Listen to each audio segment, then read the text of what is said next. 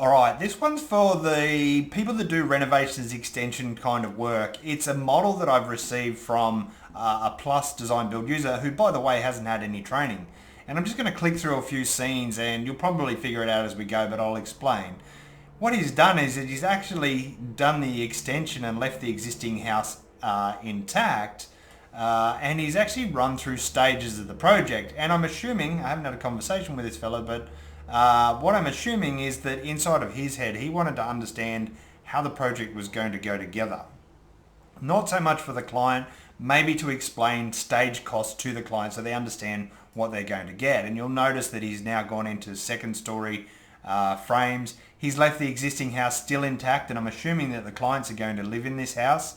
Or he's concerned about weather and wants to make sure it's covered up for as long as possible while he's doing the major construction work. You can see he's gone to his roof frame next. It's very descriptive. The next stage that he's got here is the lockup. And guys, I haven't had any introduction to this model. This is one of the first looks I've had. And then he's got stage 4. And I'm assuming the reason he's done this is so that he can explain to the clients what to expect at a time throughout the project. But if we actually go a little bit further, Remy, who's actually taken this model into the next level, I believe, probably more into sales, so that the client understands what they're going to receive at the end of the project for the money that they spend. And I'll keep clicking through his scenes. So he's created it so that it turned around, and he's just created SketchUp scenes here. He hasn't used the default automated PlusSpec scenes for documentation and floor plans. He's used it more for client communication.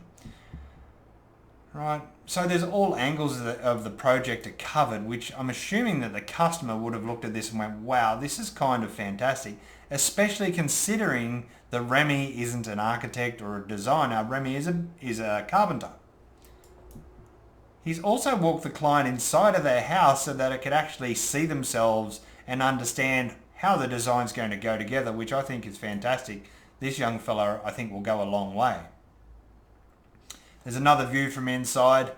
But what's even a little bit more amazing is I'm going to click on this, and it's a shadow study. And what Remy's done is he's actually figured it out or turned on the shadows and put in the neighbour's property so that the neighbour was less likely to have objections as well. It'll be easier to get it through authority approval.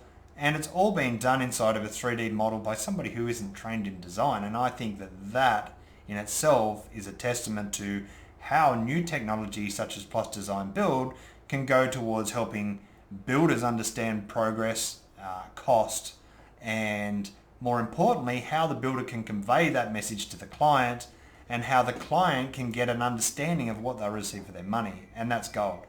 Anyway, guys, look, I'd be interested to hear your feedback. There's a link below. You can go through and get a demonstration on Plus Design Build if you like. Cheers, guys.